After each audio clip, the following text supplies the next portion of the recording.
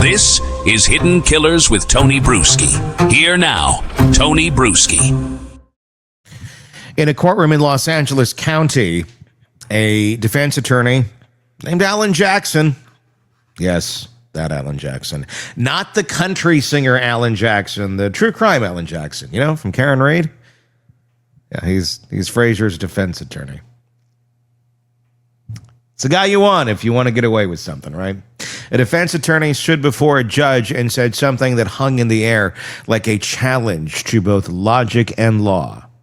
Speed is not malice. It's a clean line. Calm, measured, almost reasonable on its face. And maybe that's the point. Because when you strip away the images of crushed steel and broken glass, 4 young women whose futures ended on the side of Pacific Coast Highway, you're left with a philosophical question that's been chasing the justice system for decades. When does reckless behavior, the kind that everyone knows can kill, cross over into murder? The defendant is 22-year-old Fraser Michael Bohm. And the 4 people that are dead: Niamh Rolston, who is 20, Peyton Stewart, who is 21, Asha Weir, 21, and Deslyn Williams, 21. All seniors at Pepperdine University, all friends, all members of the same sorority. October 17th of 2023, it was one of those Malibu nights that only really exist in the minds of most of us who don't have memories of Malibu nights. But let's say you did. When the wind whips up off the ocean and the lights from the hillside houses blink like scattered embers, PCH is what it's known as, the Pacific Coast Highway. I think most of us have heard of it, whether we've been on it or not. It's famous for its beauty and notorious for its danger. Locals call the stretch near Las Flores Canyon Dead Man's Curve.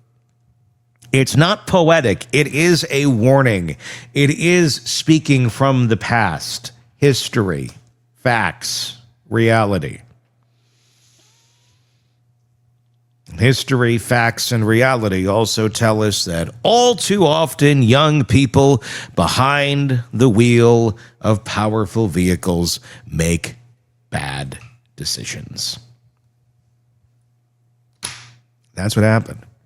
That night, prosecutors say Bohm was behind the wheel of his gray BMW M8, a car built for the Autobahn, but unleashed instead on a 2-lane road lined with beach homes and parked cars. The posted speed limit, 45 miles an hour. According to the data recovered from the car, he was going more than 100 miles an hour. Or that pesky vehicle data. At 104 miles an hour, exactly, physics take control. One mistake, one bump, one shift of a tire, and you're no longer driving. You are flying. Blind. Investigators say that it's exactly what happened. The BMW slammed into 3 parked cars along the shoulder, which then spun into 4 women who happened to be walking nearby. The scene was catastrophic. Within seconds, all 4 were dead. Of course! Bohm survived. You're the one person you're like, you know, if this world took this person out, I don't think it would be that bad of a place. He lived. He lived. The one who made the decision that I can defy the odds. I can risk it all. Nothing's going to go bad here. Someone with that stupid of logic.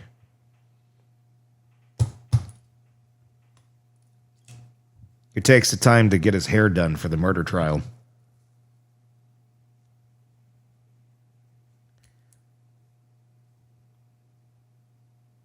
He lived. He was treated for minor injuries. And the headlines wrote themselves. The district attorney's office charged him with 4 counts of murder and 4 counts of vehicular manslaughter with gross negligence. The kind of charging decision that instantly divides people.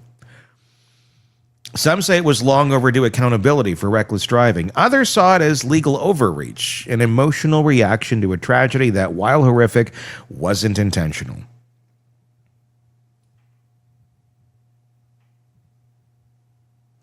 If I walked up to my house and poured gasoline on it and decided, this seems like a good place to smoke, and an ember fell down onto that gasoline and lit the house afire, but I wasn't intending on burning the house, and I was just intending on pouring gasoline around. Why? That's fun. Who doesn't like pouring gasoline on stuff? I mean, the same could be said about someone who's, why are you driving recklessly in a very dangerous place? It's fun. It's not a good idea, but it's fun. He finds that fun. One may find that fun. He got in the car. That's basically lighting the match, lighting the cigarette, lighting the ember that could go horribly, horribly wrong in the situation that you have just chosen to set yourself up in. And when it goes horribly wrong, it wasn't intentional. At some point, it kind of is. Just because you have a mental block that says this isn't intentional, cause and effect says it is. So it kind of is. Alan Jackson doesn't think so. That's where the phrase, speed is not malice, comes in. It's the cornerstone of his defense. He's argued before Judge Thomas Rubinson that what Bohm did, even if he was speeding outrageously, doesn't meet the legal threshold for murder under California law. And he might be right. We're arguing words and law. And look, Alan Jackson is good at that job. He is.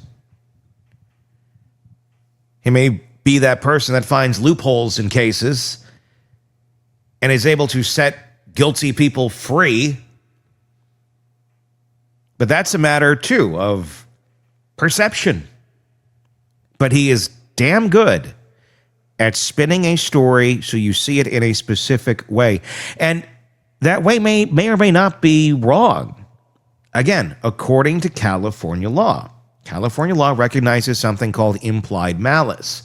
It's a concept that doesn't require proof that someone intended to kill. It just requires showing that the person knew their actions were dangerous to human life and deliberately acted with conscious disregard for that danger. In simpler terms, you don't have to want to kill, you just have to know you probably could and not care. That's what prosecutors believe happened on that dark stretch of PCH. They say Bohm's speed wasn't a momentary lapse in a simple mistake. It was a choice made on a road he knew, at a speed he knew was deadly.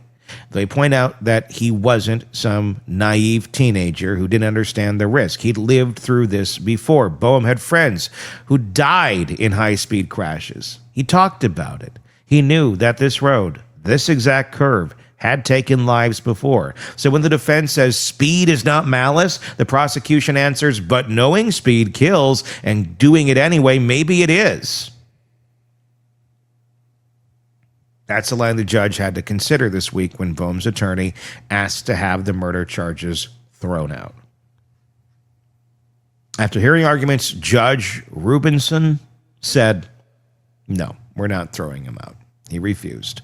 The murder charges stay. Alan Jackson's doing his job. And depending how you interpret the law in California, he may or may not be right. That's why this is happening. That's why you have these procedural hearings that are going on. This trial has not even started yet. This is a hearing. The trial's coming up next year, and you bet we will be covering it. These are some things they had to iron out going in. At the end of the day, 4 young women are dead because of one man's horrible choices. The case now moves forward to trial. But it's worth pausing there, because this isn't just about Bohm. It's about what the justice system wants to say and what we as a society are ready to accept about accountability.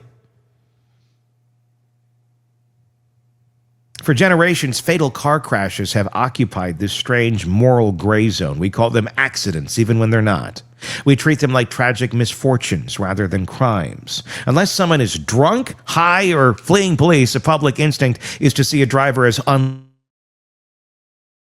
don't lie. In 2023 alone, more than 42,000 people died on U.S. roads.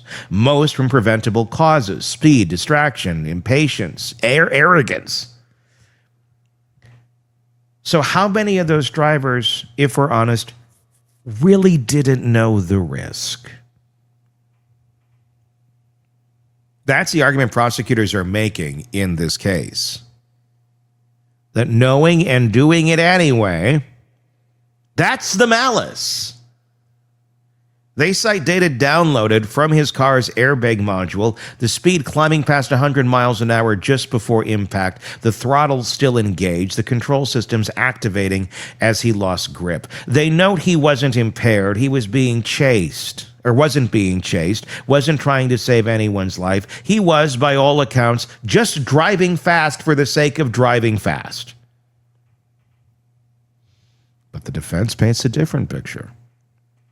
They claim Bohm was being chased or provoked by another driver, that there was a road rage element, a confrontation that escalated, leading him to accelerate dangerously in the heat of the moment. They argue this wasn't indifference, it was panic.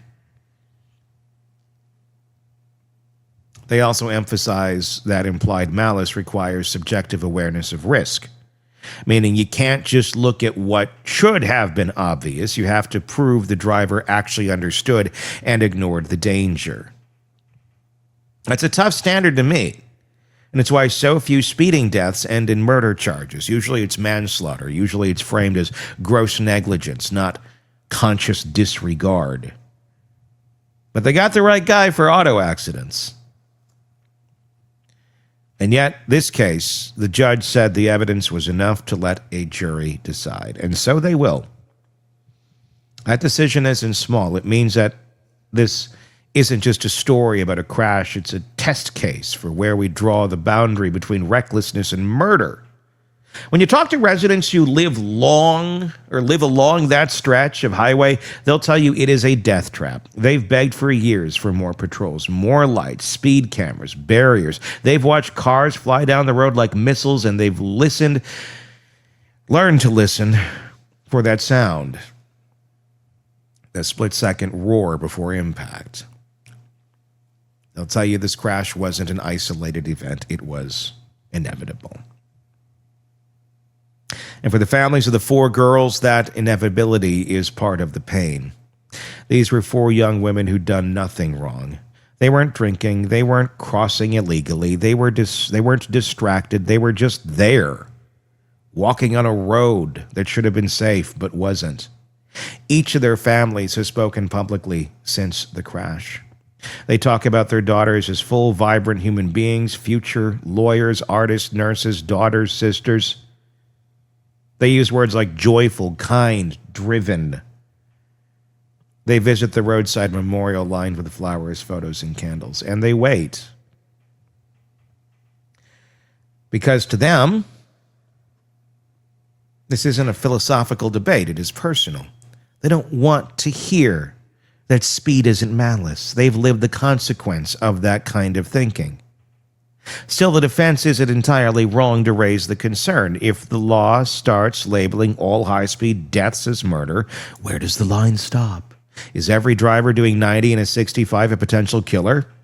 Yeah. Does malice depend on the number of lives taken or the amount of luck involved? That's the uncomfortable space this case occupies. And it's not new. California has wrestled with this before. Back in 2001, a case out of Los Angeles involved a street racer whose crash killed another driver. The court upheld his second-degree murder conviction because he'd been warned repeatedly by friends and police about the deadly potential of his driving and ignored those warnings. That precedent is exactly what prosecutors cite now. You can't fix stupid, but you can hold them accountable. If Bohm, too, had been explicitly warned, if he talked about prior crashes and admitted he knew the danger, that could satisfy the exact same standard. But here's the human piece. Bohm isn't some faceless villain. He's a kid from a privileged background who made a horrific decision. That's the part that makes this case so combustible. The optics are difficult. A wealthy young man in a luxury sports car on a deadly road, 4 college women killed, a community in grief. It hits every raw nerve in the public consciousness. Class, accountability, empathy, and anger. And while his attorney argues for restraint, the public looks at the wreckage and wonders, how restrained would we be if it were our daughters? You can almost feel the tension between the law's slow precision and the community's desperate need for justice. When the defense stood before the court this week and said, speed is not malice, the phrase might have sounded like legal logic, but it also sounded like a plea for forgiveness, because underneath it, there's an acknowledgement that this is an unspeakable tragedy, and that tragedy alone shouldn't dictate punishment. But then you think of the sound. The shriek of the tires, the crunch of impact, the silence afterward, and it's hard to separate emotion from law. That's what juries are for.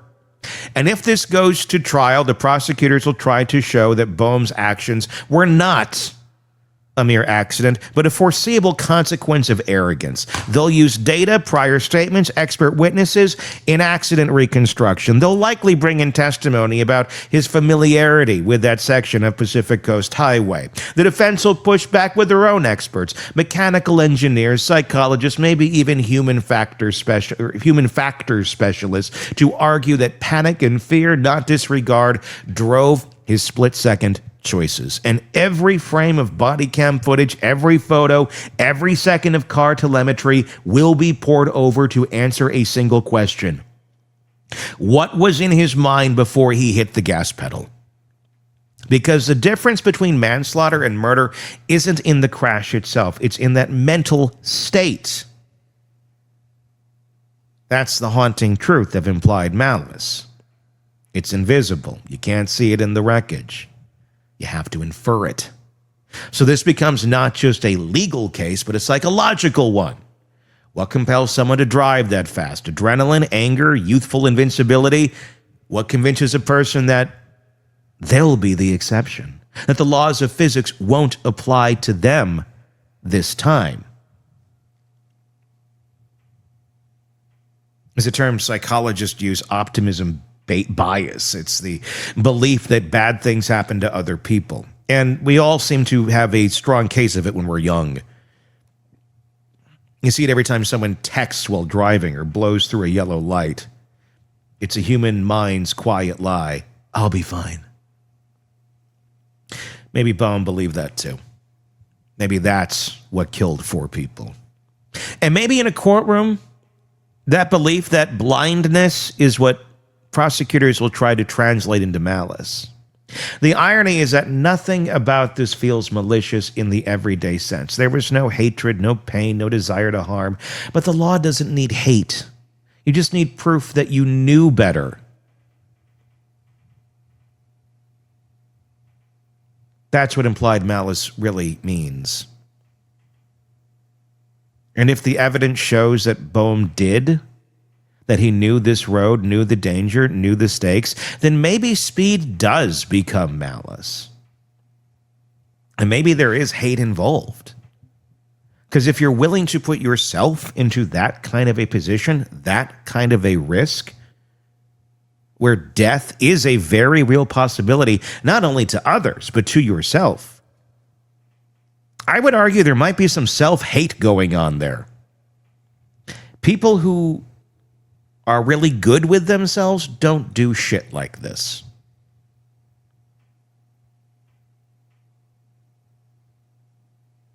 The case also forces a look at the broader picture, Pacific Coast Highway itself. Local activists have been calling it one of the deadliest roads in California for years. There have been countless petitions to install speed cameras, add barriers, redesign shoulders. Some residents say there's been asking for the change since the 1980s. But Malibu's geography, narrow, scenic, lined with million-dollar homes, mistakes large-scale redesigns politically and physically difficult. It's hard to get anything to get changed there. So the deaths continue.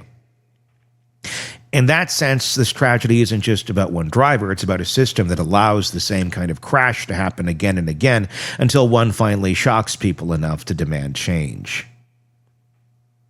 If this case pushes lawmakers to address PCH's dangers, speed control, enforcement infrastructure, then maybe some good will come of it. But for 4 families, it's already too late. There's another layer here that is harder to talk about. Empathy. It's easy to hate the driver in stories like this. It's harder to acknowledge that he's probably living through a different kind of nightmare. He's out on $4 million bail because he's privileged as fuck. But his life is over in almost every other sense. And maybe it should be. Not everybody is worth saving, no matter how much money you came from. He's become a symbol of recklessness, privilege, and youth gone wrong. If he's convicted, he could spend decades in prison. Okay. If he's acquitted, he'll still live with what happened, forever defined by the worst seconds of his life. I'm trying to find empathy here. I'm just not. You made that choice. You made that choice. Now live with it. I don't have to feel empathy for you. No one does. No one has to feel bad for you. You need to be held accountable. And if that means your life is ruined, well, so be it. You just took 4 out. You're still living. Nothing's going to bring back those 4 girls. So sorry why I don't give a shit that you'll end up in prison somewhere for the rest of your life. I don't care. I don't think anyone needs to. And for your family, it sucks. They probably love you and had high hopes for you, and you failed them.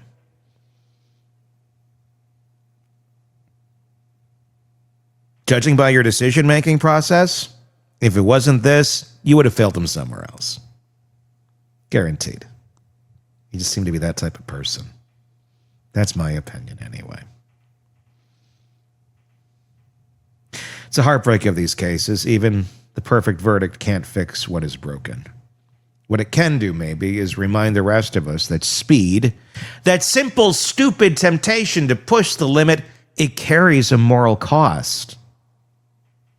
When you're behind the wheel of a machine that weighs nearly 2 tons, your choices ripple outward.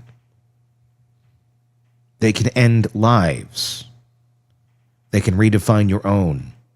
That's why speed is not malice. Might be true in theory, but meaningless in practice. Because once the line between thrill and tragedy is crossed, it doesn't matter what you intended. In the months ahead, as this case moves towards trial, every word of that argument will be dissected. The defense will frame it as a cautionary tale about overcriminalization. The prosecution will frame it as the logical endpoint of accountability. And the rest of us watching from the outside will have to decide what we believe justice looks like. Maybe the real question isn't whether speed is malice. Maybe it's whether indifference is. Because indifference kills just as surely as hatred does. And sometimes it even dresses better. The law calls it implied malice. The families call it loss. And for everyone left standing on that highway, listening to the waves crash against the rocks below, the only sound louder than the wind is the silence of what could have been. Tell me your thoughts in the comments section. You can do that on YouTube. If you're not already there, search Hidden Killers with Tony Brueski.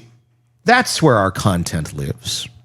If you're watching or listening to us on the podcast platforms, hit subscribe there, please. Search Hidden Killers with Tony Brueski. If you're not already there, you can take us with us and listen to commentary anywhere. We're on every social media too, so find us where you like to be. And follow and subscribe. There's a lot more coming up on this case. I can already feel it. I can already feel the anger brewing deep within on the stupidity of this little monster, whose stupid face can be behind bars forever, and I don't think the world is really going to be missing out much on his potential.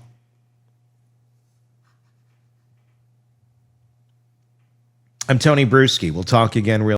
Want more on this case and others? Then press subscribe now and don't miss a moment of true crime coverage from Tony Brueski and the Hidden Killers podcast.